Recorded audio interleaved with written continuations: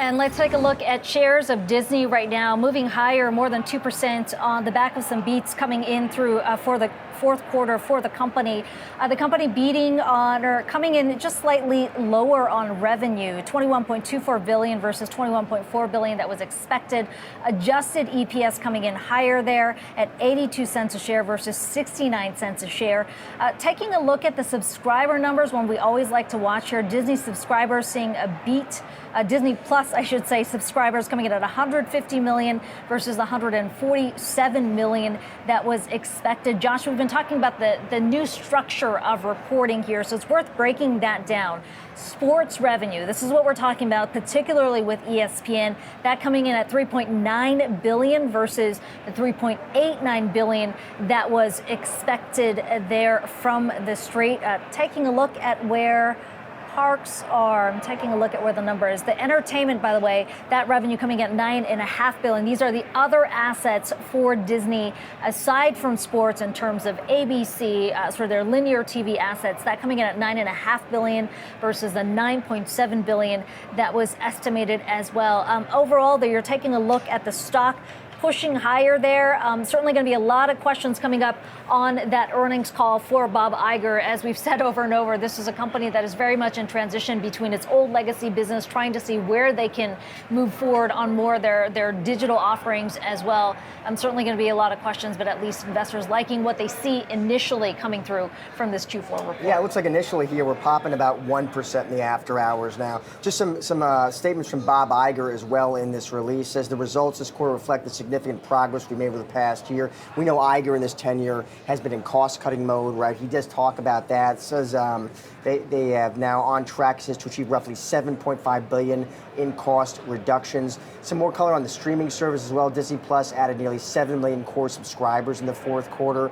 The company says we continue to expect that our combined streaming businesses will reach profitability, they say, in Q4 fiscal 2024, although they say progress may not look linear from quarter to quarter. Obviously, that'll be a big topic on the call, that streaming business, Disney Plus, as they move toward profitability. What are the puts and takes there? And then at linear TV business as well. We know Disney facing challenges there, like, of course, all of media is. And Iger, of course, has talked about, suggested maybe divesting ABC. You could expect questions about what is that property worth and who is a potential buyer.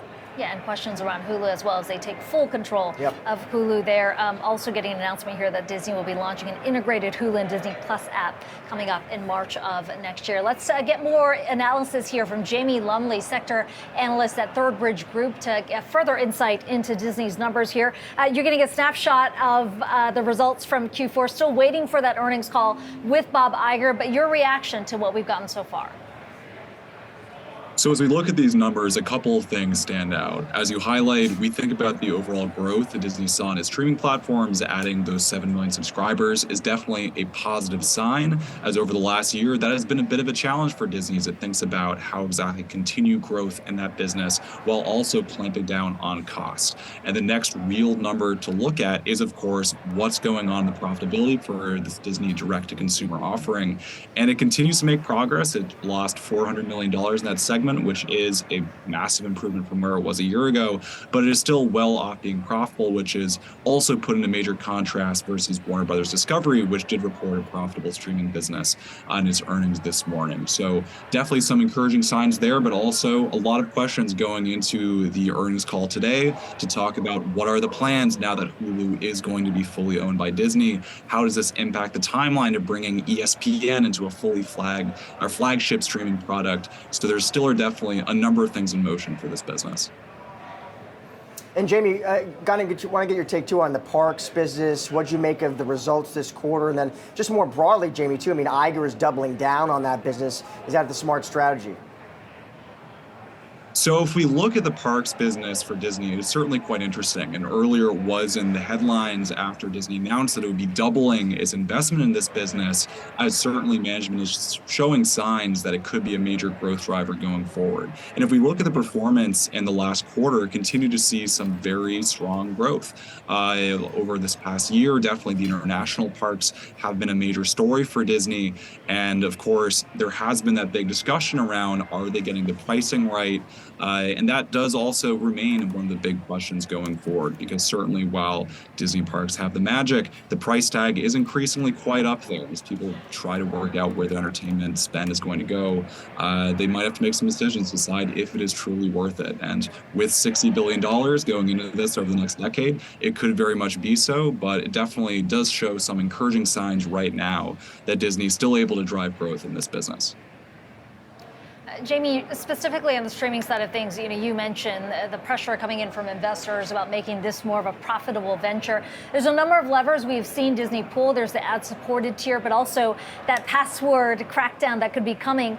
We've seen the benefits or the way that has worked out for a competitor like Netflix. What are your estimates in terms of the additional revenue that can come through from something like that? The crackdown on password sharing is a really interesting area for both Disney, Netflix, and the streaming industry as a whole. If we think back to what Netflix's initial aspirations were there, they estimated there were probably about 100 million or so households that were sharing passwords. We've heard that looking at Disney and their overall subscriber base, there could be about 25 to 30% or so of those households sharing, which is a slightly lower rate than Netflix, primarily due to just the way in which those platforms are being bundled. But 25 to 30% is still a lot considering the size of Disney's base.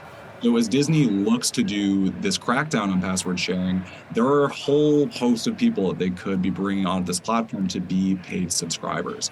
And certainly it will take time to do that. One of the things we hear from the experts all the time is just how cautious Disney will likely be on this, and how none of these streaming platforms want to rub consumers the wrong way and have them get disgruntled with the platform. But if they can make it easy to share, if they can make it a positive user experience, really show the value add of having, either maybe an ad-supported tier or one of the lower cost options, but to be paying for something that can make a huge difference to the bottom line for the business and ultimately really facilitate that road to profitability. Jamie, we got that announcement from Disney about their new CFO, former PepsiCo CFO, Hugh Johnson, stepping in now. As you think about where Disney is trying to go to rein in some of those costs you just talked about, what do you see as the role for Hugh Johnson? Obviously, a name that's quite familiar to Wall Street. We know his track record at PepsiCo. But where's the value that he brings here in this company that is in transition? Definitely an interesting point, and I think that in all the coverage we've seen, of course, of Johnson coming in here is just that really robust track record at PepsiCo and how he was able to help scale an already quite mature business. So if we look over at Disney, that cost cutting is certainly top of mind, and thinking through the way in which that should be approached going forward, again on the streaming side. Because one thing which is also important to remember is looking at this last quarter, content spend was not the same as it normally be in a usual year, considering the ongoing actors and writer strike at the time, which is still in the works of being resolved. So in terms of what Johnson will be looking at, there are, of course, those different levers there, but then also the bigger question of managing this transition. What exactly needs to be done for those traditional linear networks, which continue to face pressure? Looking at the numbers from this recent quarter, we're still seeing high single-digit declines in the traditional linear business, and that still makes up the lion's share of the entertainment revenue. So solving that question, figuring out exactly what needs to be done to best stabilize that business while focusing on growth and cutting those costs, it's a big ask, but bringing in someone with the experience of Johnson could definitely be helpful in getting that in the right direction. And Jamie, there's a big personality in the wings here. That's Nelson Peltz, and his firm has amassed a big stake in Disney. You can guarantee Mr. Peltz is watching this earnings report very closely. He might, start a proxy fight. If he does, what would be Bob Iger's best response? Some would say, listen, Iger should just bear hug Nelson Peltz, get his best advice, his guidance. What do you think? It's a really good question. And I think it's important to look back at the start of this year when we were having similar discussions around what exactly is going to be impacted Pelts and how could this impact the direction of Disney. And if we recall back to February, that was shifted through a number of the announcements that Iger had about how to restructure the business, how to cut costs, and then also some of the major transition aspects of the business. So again, Disney is in transition. So the question could be, looking at these earnings earnings are whether or not the company is making changes fast enough, if that's what Pelts might be looking for. And then also just ultimately how things do shift. Because if we think about Disney, it's such a fascinating company. It just celebrated its 100th anniversary this year, and it has about 100 major decisions it's probably going to need to make over the next year. We think about streaming, we think about bringing ESPN, what assets are going to be core, non-core, back to that ABC sale, but also some of the cable assets, which weren't included in the Spectrum cable bundle. There's so many moving parts. How Iger responds could be in terms of really emphasizing what a core asset for Disney looks like going forward, and really ultimately how that then fits into the overall picture with streaming continuing to scale and putting that on that positive trajectory. Jamie Lumley, sector analyst at Third Bridge Group. Jamie, thank you so much for joining us. Thanks for having me.